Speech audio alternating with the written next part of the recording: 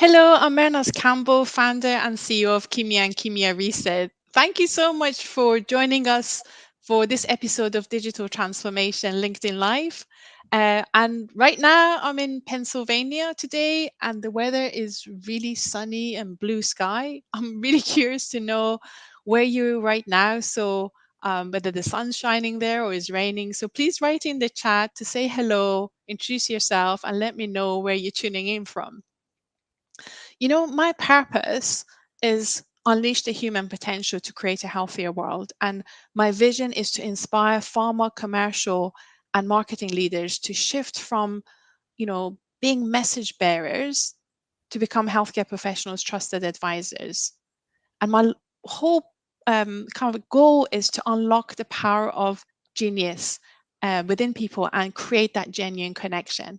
I'm so passionate about helping pharma professionals to feel confident about using technology, particularly the field force, to use the technology to improve their engagement with healthcare professionals so we can be seen as a trusted advisors and deliver value rather than just taking their time or wasting their time potentially. When it comes to digital transformation, enabling people to use technology confidently is what I'm really curious about. And I've been exploring this topic, interviewing inspiring pharma leaders to learn from them and give them a platform so they can come and share their perspective so we can all benefit from it. So I'm really delighted to welcome Chiara Bolognini, an international marketing enabling partner at Roche. Hi, Chiara. It's so good to have you here. Hi, Marnat. So good to be with you today and this audience. Also, here the sun is shining. I'm in Basel and the sky is blue, which is not something that happens very often. So, Oh, fantastic. I'll yeah, give you a high five for that. We've got the same blue sky. exactly. Brilliant. So let me tell you a little bit about Kiara, and so you get to know her better, but also you tell us about where you are and whether the sun is shining and the sky is blue or not. Kiara is a senior marketing and commercial leader with over 20 years of experience. And she's worked 14 years in life science companies, specifically in very senior global and international roles, and working with Matrix Global leadership at Novartis Global headquarters. She worked at Bristol-Myers Squibb Worldwide organization, Abbott Global headquarters, and she's now working at Roche Pharma International. Chiara possesses proven senior marketing leadership and has led global, regional, and local marketing teams to drive key integrated omnichannel marketing strategies and execute towards excellence. And she's been responsible for blockbuster products launches and growth resulting in billions of sales. So it's so fantastic to have you and your amazing brain and your vibrant personality at our show today, Kiara. um, Thank you, Marnat. And I'm very humbled by my own story, by the way, right? Having had the opportunity of changing patients' life throughout this journey. yeah, this is what this is all about. It's not just about turning up and doing a job. It's having an impact and making the world a healthier place, isn't it? And it's It's, great that it's you've had an opportunity to do that at the global scale. I always, when I introduce our amazing speakers, I always talk about how we met. mhm. And Kiara and I only known each other since May this year. We met at Dubrovnik at the Next Pharma, and it seems to be the place where I meet the most amazing people. And you were presenting, and I remember we spoke to each other. And at the last day of the conference, we ended up going out to dinner with Vanita. The three of us sat down, and it was almost for me, sometimes you meet people and they've got this aura, this energy about them that you feel immediately connected on a very personal level. After eating dinner for an hour, I just felt as if I've known Kiara for years. We just really connected at the human level, and I really love that about you. You were so authentic in yourself and really open, and I just felt really privileged to meet you. And I felt like I've got a friend now, so it was really lovely. Say I can say the same words, and also moving forward, and then reading the book you signed for me, right? Then I thought, beyond the human level of connection, we had a really an intellectual connection, sharing mindsets, and we will talk about this today as well. And that's Yeah. been an amazing discovery for me. Your book is really outstanding. Thank you. Thank you so much. And you were really active because we were running this selfie challenge in Dubrovnik, and you did a selfie and commented on it, and your post was very, very popular, wasn't it? Yes, thank you very much. Because then through this, I could actually donate through your own company to Doctor Without Borders, which is an organization I have also supported before. So thank you very much, Yeah, Marina. you won it. And I think your cause was so, inspiring because we're working with healthcare professionals, and to support a charity that supports them was just seems so natural. And so I loved your cause. So the big part of this opportunity is to be able to have a chance to ask you a question and give you a platform to share your insights. So I've got some questions written that I love to ask you, but this is not just about me. This is about our audience. So this is a live event, and I always say it's much more fun when we get questions from the audience and you get a chance to answer them. So I would say for anybody who's tuning in, listening, you've got a chance. You've got a brilliant mind here. Is your opportunity to ask Chiara any questions, any burning questions that you have that you wish you could get an answer to from somebody who works at 4 different organizations at global level. So why don't you pop your questions in the chat? We would love to hear it, because otherwise what's the point of having a live event with, because like I'm asking questions and we're having a conversation between the two of us. And particularly if you have any questions around technology, enabling people, or use of omnichannel, this is your chance to ask because you've got an expert here. Pop your question in the chat. And also, as you listen to Chiara answering some of the other questions or my questions, if you agree with Chiara, give it a like. If you don't agree, just make a comment, because what I think we learn more is when we having a dialogue with each other, and we just want to benefit from your input in this episode as well. Does that sound okay with you, Chiara? Absolutely. I want to really join the discussion with the audience. That, Fantastic. that Yeah. would be just two ways here. Yeah. So I'll kick off by asking you a question about your journey. Like, Chiara, I'm just really curious to know what inspired you to join the pharma industry. Tell me a little bit about your current role in Roche, and, what you went through to get to where you are now. Because I think a lot of the marketeers I spoke to in UK, particularly like I'm involved in the learning development subgroup of PM Society, they don't really know how to get to global marketing roles. So it's really interesting to know your journey so you can maybe provide a path for their career development too. Sure. Thank you very much for the question, Mernaz. I hope I can inspire somebody else here. But my story really goes back to my childhood, honestly. My stepfather, who raised me, is a doctor, is still a doctor, working at 74 years, cannot stop. Wow. Yeah, he was taking home all the medical journals. He was talking about his job every day in the hospital, his praxis, right? It was really a constant understanding about how to deal with patients and colleagues and the dynamics in the hospitals as well. And so gradually throughout the years, I did become his young assistant. The patients were calling, I was answering, they were asking for advice. So I have developed a very strong scientific interest. And when I joined the pharma world, this was deeply satisfied by basically launching big blockbusters, growing existing products, and being able to absolutely bring to patients life-changing therapies, right, that Hmm. will help them with devastating diseases. So basically, I've made out of this my purpose, right? And at Roche, I've been able to basically follow up throughout my purposeful career journey, keeping going in changing patients' lives. Hmm. In terms of a global journey, I think that's been a very peculiar one because I have started in life science with international roles and global roles.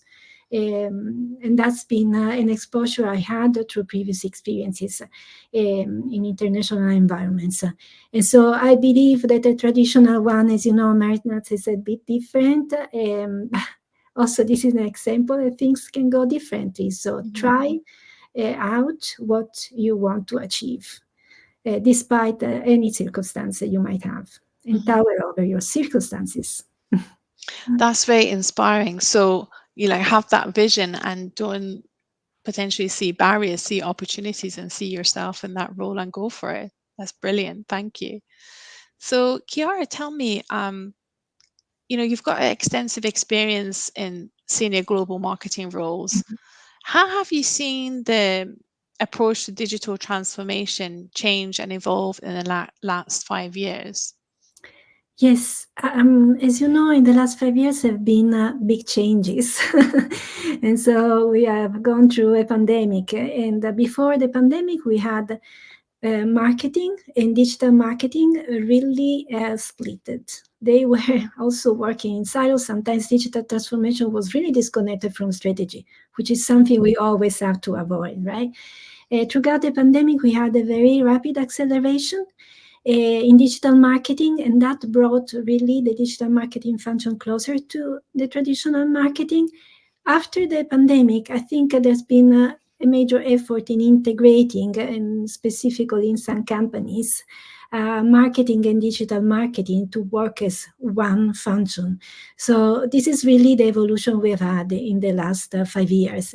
And then in terms of marketing, digital marketing capabilities that can drive the digital transformation, as you know, Marinats, typically pharma marketers have a scientific and medical background. This can take out a little bit the focus from the digital capabilities or skills.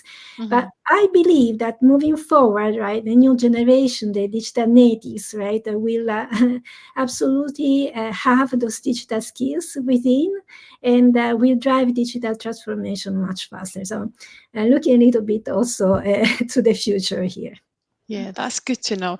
I don't often, I mean, I know people think it's maybe age related, but I think I meet people in their late 50s who are so digital savvies, and I can meet people in their early 20s who are not. I think you can get digital evangelists at any age, but generally speaking, yeah, younger generation are more digital savvy because they're brought up with it, you know. It will be Uh, more natural. I'm not saying that everybody will be yeah. digitally skilled, but surely this is the way forward to become digitally skilled. Definitely. So, Kiara, in your view, what are the most significant challenges pharma companies face when Mm. implementing digital transformation strategies, specifically? And again, please, our audience, if you're listening, jump in and add your comments and questions so we can bring you into the conversation. You're making me thinking of three main challenges, right, Mm. regarding digital transformation. One is capabilities and core business of pharma, as I just mentioned as well, and then the regulations, and then traditions. So if we go a little bit more in details into that, of course, resource and capabilities and core business of pharma, it's science. So we will always see the tendency of investing more there. And this, of course, implies slowing down the investments on other areas like digital marketing transformation, for example. Then we have strict regulations. So we don't do retail marketing and everything must be approved. We have ethics to respect, of course. And this implies also a little bit of slowing down of that digital acceleration. Traditions, when I mention traditions, I think about Marinats, the relationship between field force and customers. So being traditionally very conservative, because as we take a drug to patients, customers must make this choice, right? It's an ethical choice. And then they rely on these trusted partnerships and relationships with people they meet, the sales force, right? It's quite natural, let's say, as well, and very human to do so. And so, in a way, that has also slowed down digital transformation at times, right? Because the Mhm. investments cannot be on everything very intense, right? And depending on also social situations we have seen in the pandemic, which really transformed the way we engage with customers, and we have invested much more back then. Now I see people being rehired for field works. Hmm. jobs. That's an interesting point. I love the third point you mentioned about tradition, and you're talking about specifically about relationship between field force and HCPs. But I actually see a trend towards sticking to traditions of marketing. Um, I guess maybe your experience has been different in the companies you work with, but a lot of the marketeers are still doing the campaign, focusing on the product, doing the cycle plan, and then they kind of like try to bolt omni-channel at the end of it rather than thinking about, the whole channel of communication has evolved, but they're still doing what they did before. And like at the end of it, they're trying to tweak it to make it fit for omni-channel. Have you noticed that as well? Yes, it goes back to not having enough resources and budgets, so people basically fretting everything, right? Mhm. Of course, if we could achieve a change of mindset, right? If that strategic omnichannel I could mindset, kiss your brain right now yes, because I think that's fundamental. if that becomes the standard, right? People will start thinking differently. This is why we need to do more education, because if they start thinking not about the tools, but about the orchestration of all the channels, right? And personalizing the offer and the customer engagement, ways that we are able to go through the customer funnel and bring him to become a loyal customer throughout all the stories we bring at the right time, the right message, right, the right frequency. That has become a very crucial point, and everybody's talking about this. But yes, I've seen people struggling, telling me, "I don't have time." I know, and they don't do the challenge sequencing, right? So then they really create that funnel that will bring them to succeed with their Mhm. customers. So it's rather really a need for education, so that people start, with the mindset, and they invest and they make efforts in the best way with the best return on investment. Basically, Yeah, I that's think the you next hit the nail on the head. step. Mindset for me is everything because you begin with the end in mind. Is what pictures, visions do you have in your head before you even set out? And I think we need to change that fundamental mindset. Because the way the evidence, I think with digital marketing, data is key.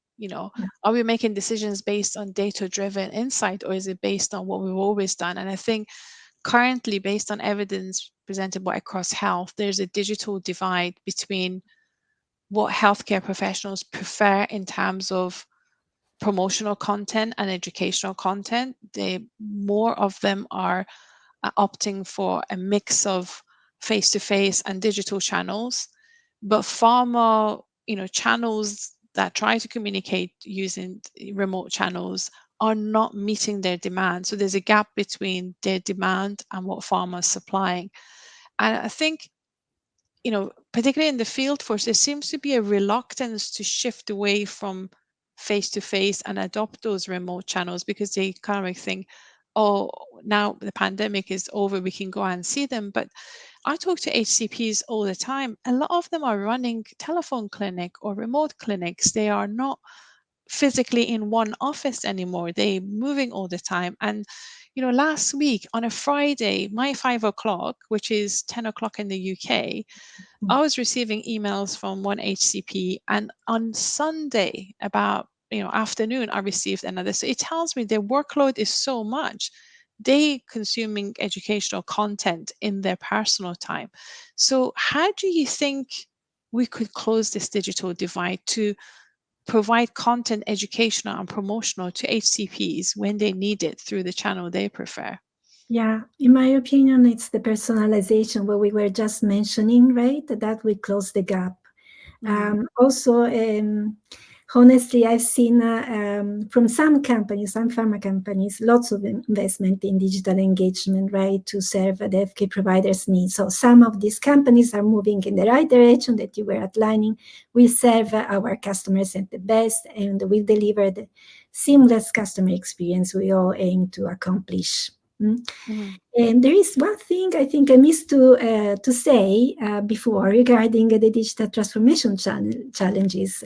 I was thinking exactly also about challenges in digital engagement versus field teams and remote and offline, so face to face. I'm thinking about the big fear also of the sales teams, right, regarding digital transformations. That's a big topic as well, because, of course, if we don't have the buy-in of our people, the digital transformation is not going to happen. They are going to say yes and then find workarounds. And as you said, they are not in the office. This is it. I mean, I was talking to a senior leader in US the other day, and I showed him the evidence that shows the digital divide in US, and he said, "I, I, I get that. I totally buy that. I accept it because you can't deny data. Data is data." And he said, "But I find it really difficult to sell it to the senior leaders because the senior leaders think face to face the way to go, so they don't even acknowledge." Any other mode of communication by field force to HCPs.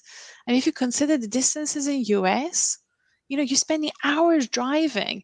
That's for me is a lost opportunity. When the HCP say we prefer remote channels, anytime, yeah, if you're just focusing 100% on face to face, we're missing on a huge opportunity, but also we are not providing them what they need. Yes, And I yes, think it's a lost opportunity.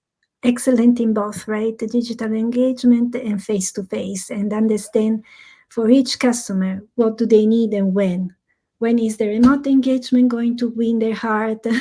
When is the face to face, right? Because they can Yeah. also help, as you said, it's an hybrid work for them, and they might prefer for education the remote, and for discussions and then the face to face.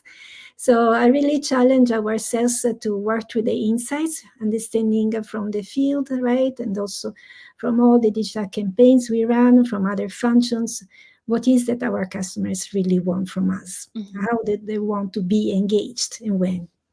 Definitely. And I think I'm a great advocate for empowering the field team to have more freedom to decide what's right for the customers because they're closer to them. And at Next Pharma, you talked about how pharma needs to treat their field team as customers.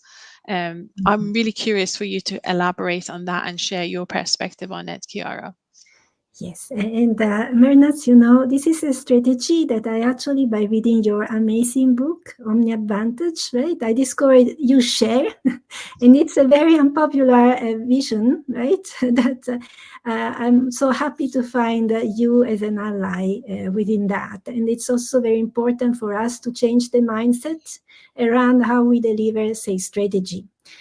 So, as marketeers, right, we should really understand that our first customer is the sales rep. We are producing something for somebody that's our customer. And so, having the sales rep at the center of the digital ecosystem will basically automatically empower him, right, to see all the digital engagement opportunities we deliver for him as power, as their tools to engage better with the customers. And consequently, he will put the customer at the center of his own digital ecosystem and deliver the best in class customer experience to him. So that's empowerment, of course, is going to really try the best to remove that fear we talked about digital transformation, right? And the Mhm. replacement they feel they could have through that. It's really more driving them to feel the power they have through the digital innovation we do for them. Yeah, And I think that makes so much sense because I don't think chatbots or digital content would ever replace the human at all. But a digitally enabled human is much more powerful than one that is not. And also, if, as you said, if you put the sales field team in a position that they've got empowerment to be involved in that, digital content creation or design, then they buy into it. I mean, some companies actually get a lot of their suggestions for content creation from the field team. So guess what? If the field team asks for something and you create it and give it to them, they're going to use it. It's just natural.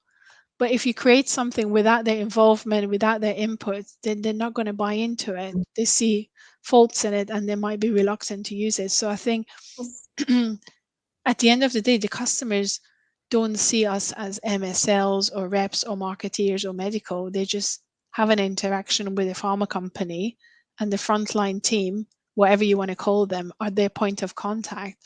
So we need to structure ourselves in a way to give that frontline facing Mhm. person to have all the tools so we can give them a seamless experience, not silo experiences, but a seamless experience. And I think in some companies they've done it better than the others. Yeah, it's true. And really, they have to feel that they own their own game. So the question, typical question is, how would you feel, right, if you were put to drive a game, but you were not designed in the game, right? Yeah, This is what I've seen in many digital ecosystem. The customer at the center, all these digital tools.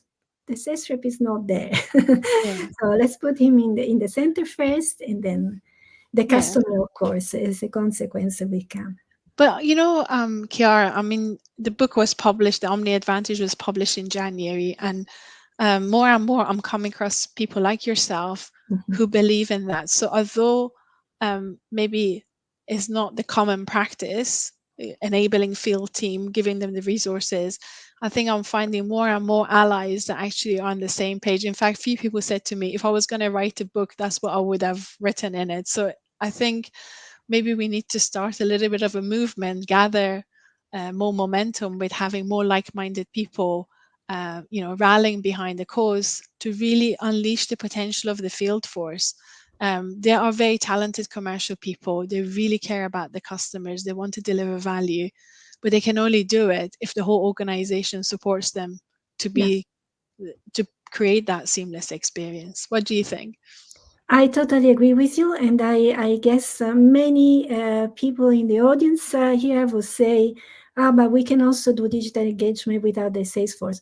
Yes, we can absolutely do it. No rep channels are many, but at the same time, we have to be able, right, to gather all the insights from the field, from the digital world, and understand how we actually re-strategize according to that, right? How do they feed our roadmap, our strategy overall. Mm, That's critical, and a critical element, right? Because although sometimes, again, we have different types of engagements, they need at some point to come together and tell us one story. mhm. I love to hear more from our audience. So please make a comment. Let us know what you think. Do you think human alone would be enough? Digital alone is enough, or a combination? So I'm really curious to know from our audience. So please write a comment. But one thing, Kiara, I've not seen yet, um, although people thought, oh, with digital is going to be a massive game changer. I've not seen any digital only launches that have been successful. The power of digital is only unleashed when you involve the humans to use it. Ah, then you challenged me because during the pandemic, Mhm. I was able to bring a brand together with the marketing team, a local team, to market leader after 3 years with an omnichannel campaign. Was But there we no didn't sales have, team involved at all? yeah, we didn't have any other opportunity, of course, to connect face to face. And when we have it, then we have Mhm. to use it because that's Right. power we need to bring Yeah. forward for You sure. need to write that as a case study because so far, everywhere I've looked for evidence, there's not been any evidence to show that digital only launches have been successful. So I'm really curious to know more about your case study. You should write Yeah, it up, Kiara. the story I'm very proud of. Oh, perfect. So, how do you, when it comes to integrating new digital technology into existing marketing framework to enhance productivity and efficiency, how do you approach that? Can you maybe share an example of a successful Yeah. digital transformation initiative you have led that incorporated it? Yes, of course. Integrating new digital transformation into marketing Yeah. framework or existing framework is always a challenge, right? There's lots to do, and we need lots of resilience, first of all. Then creativity to create, successful business cases, because that will allow then the scaling. But sometimes we get all those shut, right? We don't have a budget, etc. We have to find workarounds. So creativity is very crucial there, and then you establish an innovation basically, and win the heart of marketers who have been working differently so far. And then the co-creation that you also mentioned, right, of the digital transformation.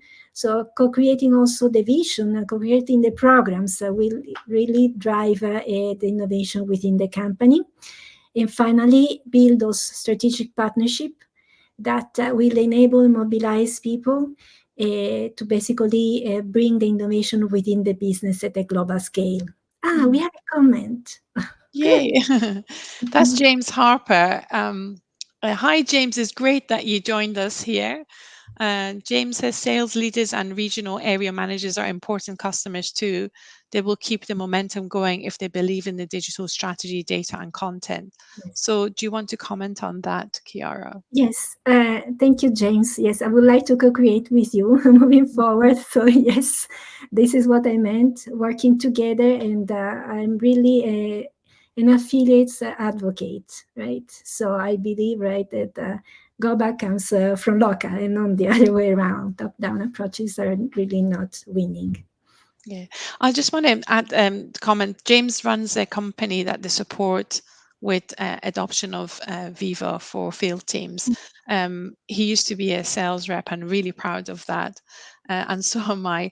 I guess I would say, James, in relation to your comment, I think the sales manager's role is key, and we find that in terms of skill and capability development, they can be a real, coach and facilitator for this, but also the mindset of the area managers or the regional sales directors is really important. If they don't believe in digital transformation, which I'm experiencing some of that in US, they just don't reward those behaviors. They don't even value. And I think some companies are putting different value for a face-to-face interaction versus an email versus a text or versus telephone conversation.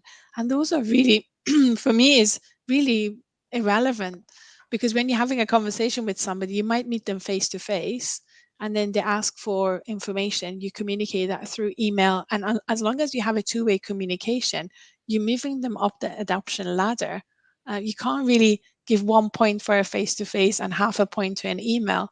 It's all about the journey rather than putting values on them. So I think if the sales managers, particularly the senior leaders, don't buy into digital and don't value it, it could be a hindrance in adoption of digital transformation and incorporating it into the marketing campaign. So again, it would be a missed opportunity. So to get the omni advantage, you need to get everybody on the bus on the same vision. Does that make sense? I fully agree. And you also asked about the story of digital transformation, having everybody on the boat, right?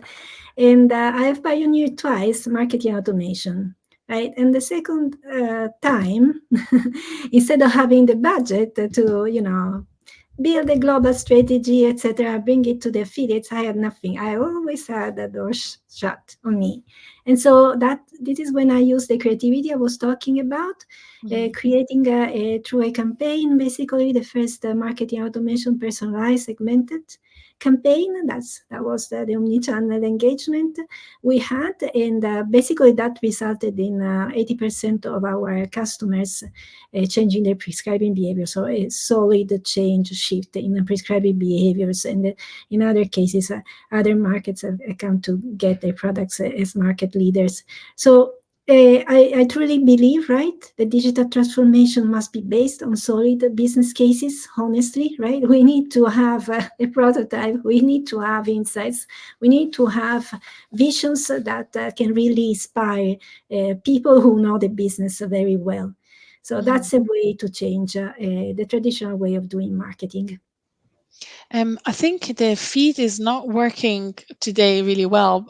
We've got another question from James Harper for you, Kiara. James is asking, what have you done to win the hearts and minds of the field team? Because many of them struggle with the fear of being replaced, and or it is there to monitor them more closely. So they don't really believe in the bad value, so they don't engage. And I think James is really right, because um, huge amount of insight is held by field team in the head.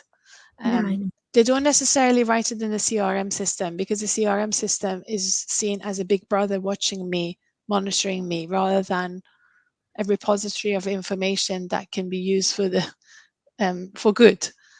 So it's really interesting question, James, asking how have you done to create trust and build engagement with their hearts and minds. here I have the story that will surely make an answer easier. In this Yeah, case, sure. Go remote for it. engagement activation during the pandemic. Uh, Honestly, I'm laughing because it was a sort of easy win, but a huge challenge because transformed completely the way we were engaging our customers. And of course, the field force was forced into it, right? There was Mm, no other way. But finally, we could talk, right? And say what we're doing, right? As a value, finding ways now to engage with customers when we cannot connect with them physically anymore, right? So I basically created a cross-functional team across the affiliates, the markets. I was managing to get basically everybody, every function to support the remote engagement strategy and the sales team, and then with the marketing team as well, right? On our side locally, I basically built a toolkit and we went through every single element that could factor in the choice also by the platform.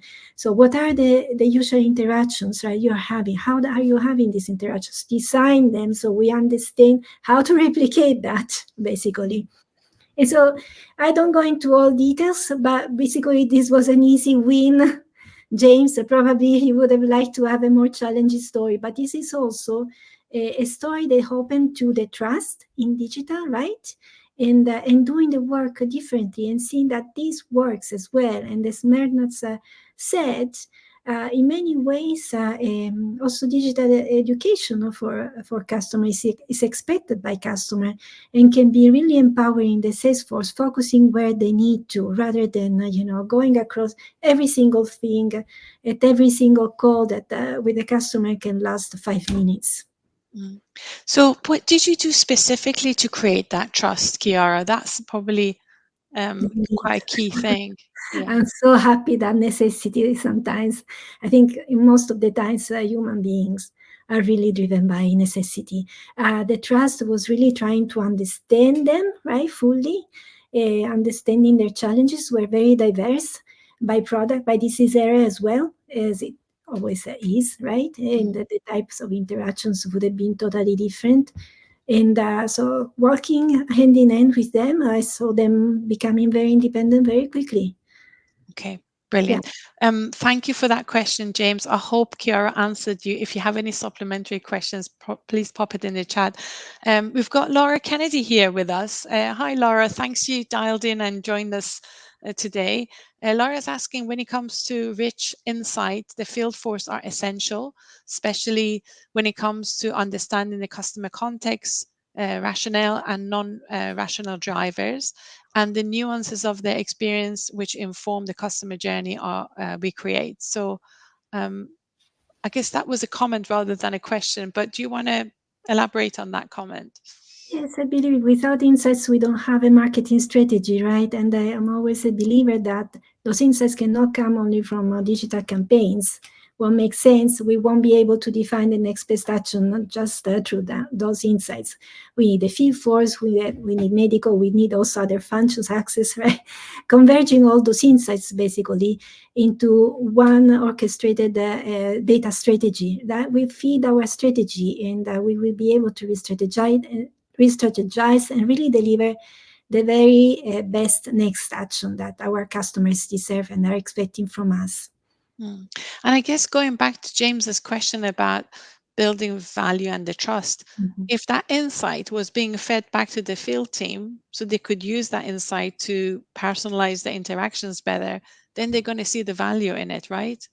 It's Yes, how yes, that is channeled that is the key thing. Because if the data is fed back to marketing and sits there, then nothing could be done. Like traditionally, the companies would have congresses and they would collect data or callback from healthcare professionals at congresses. Unless you feed that back to the field team to follow it through, you're not going to continue that engagement. So is I think with the digital, we could be even smarter to find feedback loops to yeah, continue feed the field team with of course. the engagement through digital channels.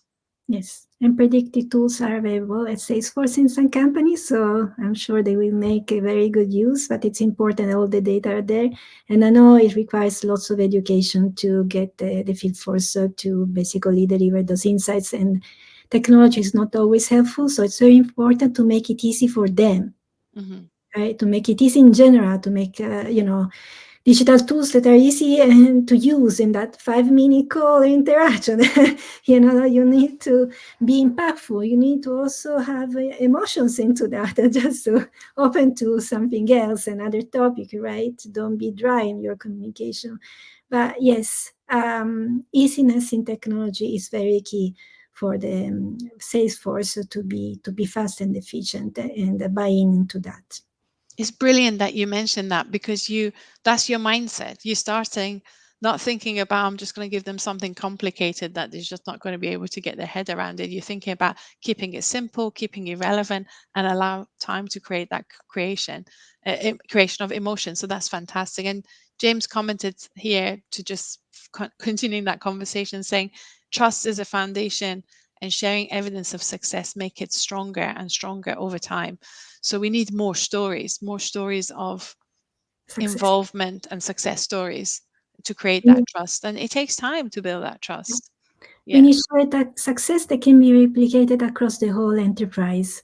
And regarding shared success, let me say again that also I found in your book, in the Omni Advantage book, again, also this idea of making it easy for the field force, right, to use the technology, to access to technologies. And also, then I had like, oh, well, yes, we speak the same language, Marina. That's Oh, brilliant. amazing. I just want to acknowledge that James Harper contributed to one of the chapters in the book, and I really value his contribution as well. I think that's the for me is the benefit of digital transformation. I met James through a Viva workshop.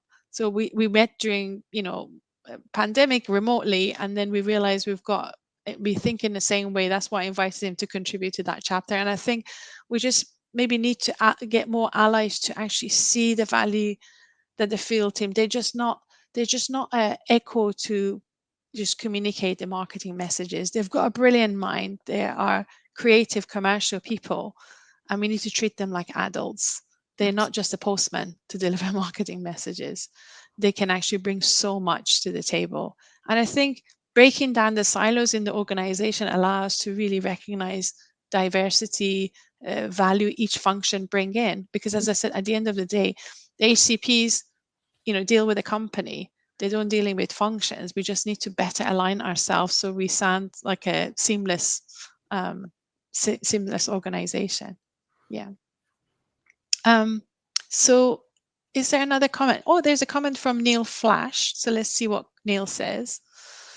He says the pharma ecosystem has always tried to evolve alongside technological development. If you look at IBM's AI roadmap for the next 5 years, for example, what your thoughts are on what's needed to continue with that level of evolution. Hmm. This probably links us to talk about the next new trends. Yeah, go on. Let's do What that. are, right, our feelings about that. And I hope IBM has thought about AI assistants, because I think this is surely going to be the current new trends. We are seeing a shift, and if Carolina Quesada Correda from Grunenthal is here, maybe we can also open the conversation with you on that, because she inspired me to think through the change from chatbots, right, to AI assistant, and also step further, because yes, there are lots of AI chatbots, right, AI powered chatbots, but different from AI assistant, because AI assistant are not task based, which Mhm. implies thinking about, what are the answers, right? And what are going to be the answers once a customer or a patient asks a ChatGPT or any other language or large language model about our product, right? How much we can learn from that is basically going to rebrand our products and our strategy. Because we will want then clearly to have the answers that are related to our brand identity, to the brand perception we want to give to our customers, right? And we will have to really work on those aspects to eventually long-term refine the answers of large language model. But this is going to entail really a different digital presence for us. Do you have the answer for that, or do you think it's work in progress? It's work in progress. It's something we have to learn by doing. Also, I think this opens to probably new business for language models, insights for Mhm. companies. But it's all to be seen, right? I like to be a visionary, but sometimes I'm too ahead of things, and we need to see the complexity of doing that. And there is also lots of legal ethical challenges within that. Yeah, it goes back to what you said earlier in terms of barriers, capability, regulations, and traditions. And I think the mindset around regulations and traditions is stopping us in some ways to develop the capabilities needed to incorporate these things. And I think people always think, oh, that's really difficult because of the compliance. In fact, I'm actually being invited to talk at the compliance conference in November. So I'm just really excited to hear more about compliance perspective on this. But if you always think we can't, we never will even try. Mm. So we have to have a different mindset about how can we how can we use AI to communicate and inform with correct information for people Yeah. whilst we maintain within the boundaries of compliance. If you Mm. ask ourselves different questions, we come up with different answers. But if you say, oh, it's really difficult, it's not possible in pharma, then we shut the door to even thinking about it. Well, I think really it's a complex issue we're Mhm. facing internally also in the company, in the companies, in the pharma companies. But yes, we have to see where the future really takes us, right? Usually we see challenges very big, but starting doing, we solve the challenges that we see now, including compliance. Mhm. Every digital transformation has gone through compliance. Yeah. We made it eventually, and also learning from other companies. So let's have a really open eyes on who drives this first, and look at the source of information, right? Because AI assistants are going to rely, or large language models rely on source of information. So how they are programmed, right, technologically is really Yeah. within that. So Mm. that's going to tell us whether we can change, right, the answers, and how specifically. Yeah. Are you using AI yourself, Kiara? I'm Oh, just yes, curious a to know. lot. For Tell me how you're using it. I use this, and I like a lot to play with ChatGPT Doctor. Do Honestly, you? You ask questions like, try I've to got this find out symptom. why I have shoulder pain. I play a little doctor, but there are many other uses that are surely more fun. Yeah. Can you tell me one of yours? Because I've seen an Yeah, interesting I've post from posted you. about it today. I was away and my husband was planning our trip to Yellowstone a national park. So he told ChatGPT for how many days we had and where we were planning to stay. And the ChatGPT before gave us like this whole itinerary. So I was talking to him a few days ago. Sorry, I'm losing my voice. Let me have a drink of water. And he was saying, I didn't book the hotel the chat GPT said. We were going to stay in the south of the park, but now we're staying in the north of the park. And I said, but Ramin, the whole itinerary might be a bit irrelevant because the distances of travel between different locations. And I said to him, let me ask ChatGPT for. So I got the itinerary he had already sent me. I copied it and said, you know, AI friend, we changed our hotel and we changed, this is the itinerary you gave us. Can you reevaluate that and tell me what could be done that is more time efficient? And within literally seconds, it just gave me a new itinerary. And then I realized he had given the wrong information about a flight. So I gave the information about the flight and it just saved me so much time. It was brilliant. And I kind of like thought, I'm going to use it more often. Of Things course. that is factual, that is not going to hallucinate, is going to give me probably really accurate information. Let me know if that works in the end. Well, I was Chris Wade was asking me, was it hallucinating? But all the location that is suggested, I actually went on Google Map, looked at How? the route to see whether the route made sense. It did, and I went on YouTube and watched the videos, and all those recommendations were spot on. Like every other itinerary that was saying the top location. So, in my case, so in a few weeks' time when I go there, I'll put it to test and report back on it. But I'm using it more often Like the other day, I was going to write a job description. In my head, I knew what the job was. So I voice message ChatGPT for, I think it's old version I've got. I describe the job description, what I wanted. So can you draft the job description for me? And then do within seconds, I had the job description. So it saved me hours of writing. And then all I needed to do was edit it.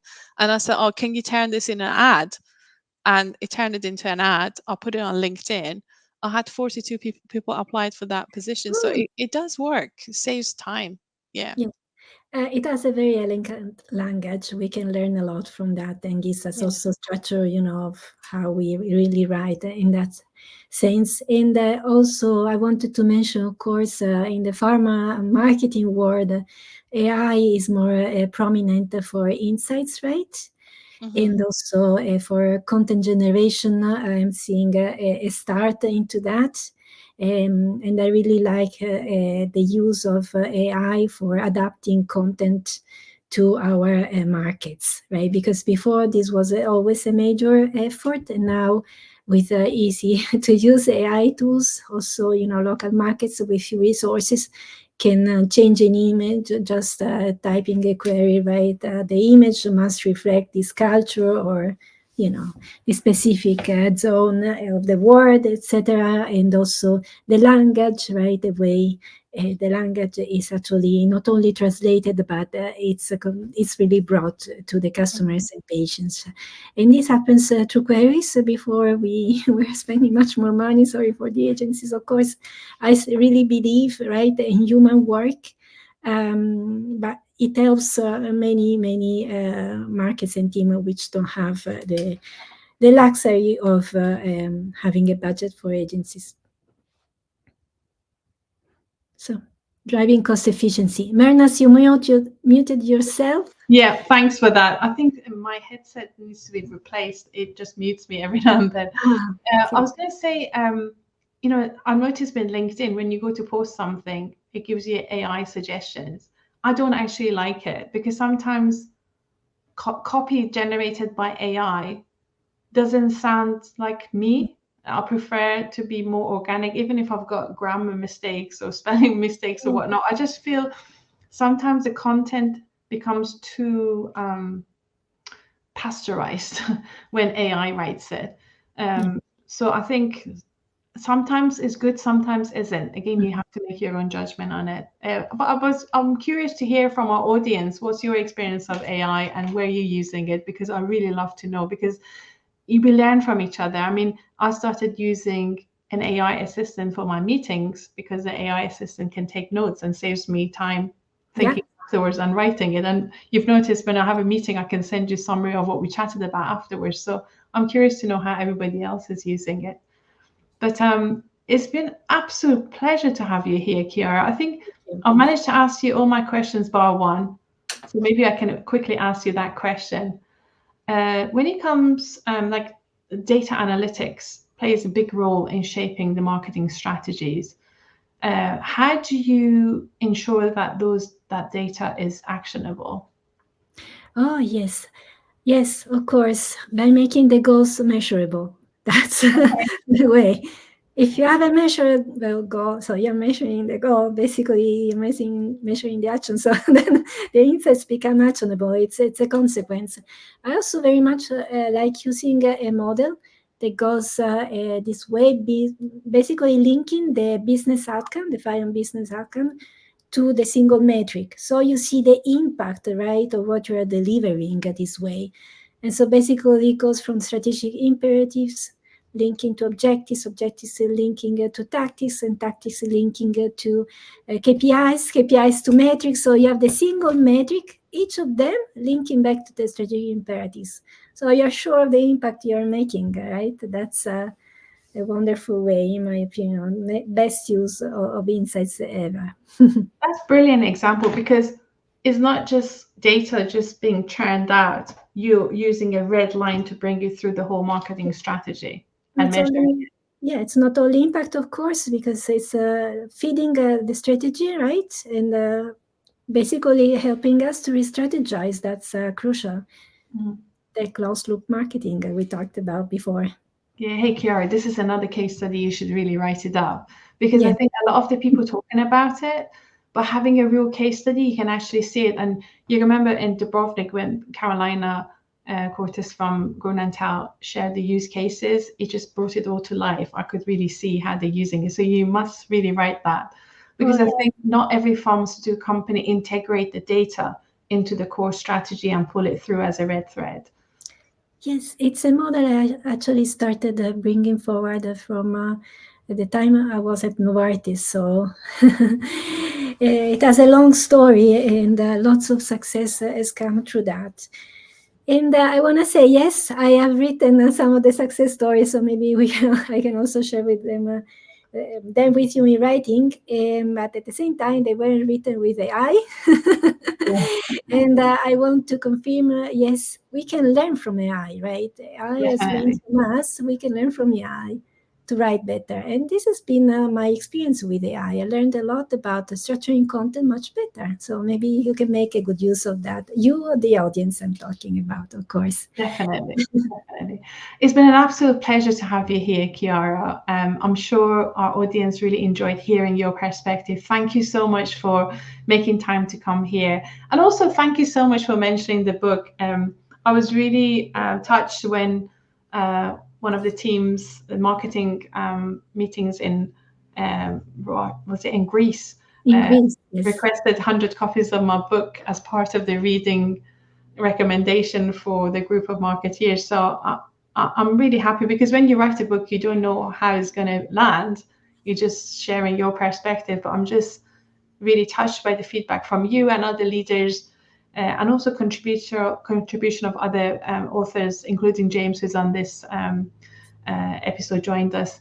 Because my whole purpose was to really shed the light on different perspectives to bring us closer, to help us break down the silos, because at the end of the day we're talking about omnichannel, but what we really want is not channels. What we want, really meaningful engagement with healthcare professionals. We really want to be able to deliver value to them, so in turn they can treat the patients with appropriate medication and make the world a healthier place.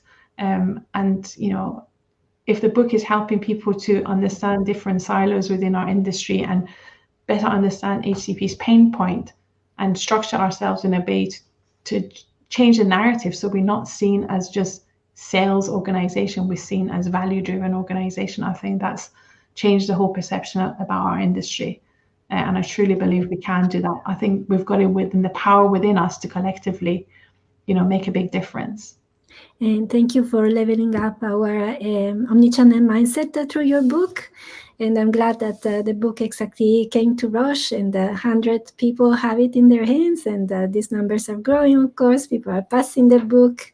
And I will be very glad to see it really becoming a bestseller in many pharma companies, right, taking its place, because the mindset you're sharing is going to really drive the change you just mentioned. And thank you very much. I'm very thankful to you, Marinas, for having written the book and having given me the chance to read it. Oh, thank you so much. You're so generous. Thank you so much for coming. Thank you for the audience to tune in today. If you've not checked out the book and you're interested, I think we're going to have, Tile to show you the QR code where you can get a copy and read it. And if you read it or you've already read it, I always love to hear your feedback.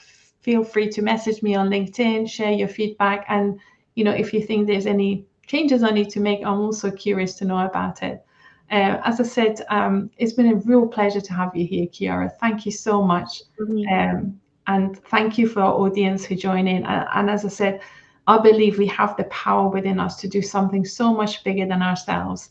Let's break down the silos, focus on the humans, empower them, and invest in their development so we can use technology and unleash the potential that we have to create a healthier world. Thank you. Thank you, Marinat. We can all learn from you.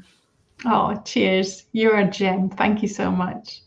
Bye, everyone. Bye. Thank you very much for having me. Bye. Oh, you've been amazing. You've been a brilliant guest. Thank you for coming. Thanks.